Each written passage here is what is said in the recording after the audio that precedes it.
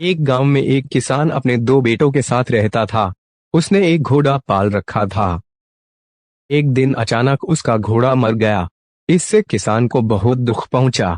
वो दुखी होकर कुएं की तरफ गया और वहां बैठ गया और रोने लगा। तभी अचानक उस कुएं से एक परी निकली और बोली, मैं तुम्हारे घोड़े को जिंदा कर सकती हूँ, पर इसके लिए तुम्हें मुझे 10 बार चोदना होगा। ये सुन के किसान खुश हो गया और बोला, हुए हुए हुए, एक तो मेरा घोड़ा जिंदा हो रहा है और फ्री में गुलामी भी मिल रही है। किसान ने परी को चोदना शुरू किया, पर वो सिर्फ उसे 5 बार ही चोद पाया। जैसे ही वो उसे छठी बार चोदने गया, थकान से उसकी मौत हो गई।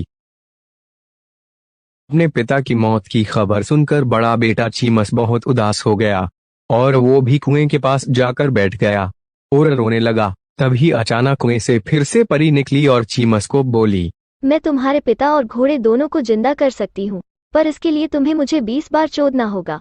चीमस भी ये सुन के खुश हो गया और परी को चोदने लगा, लेकिन वो भी परी को बस 15 बार ही चोद पाया और उसकी भी थकान से मौत हो गई।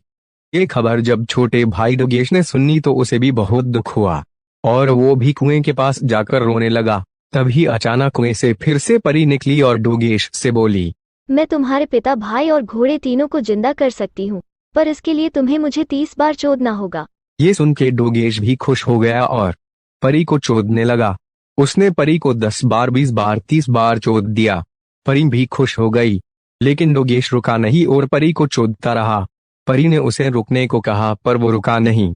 ऐसा करते करते उसने परी को 50 बार चोद दिया, जिससे परी मर गई और परी के वादे के मुताबिक डोगेश का बाप, भाई और घोड़ा जिंदा हो गए। फिर डोगेश के बाप ने उससे पूछा कि तुमने ये कैसे किया। डोगेश मुस्कुराते हुए बोला, जब घोड़ा मर सकता है तो परी क्या चीज है।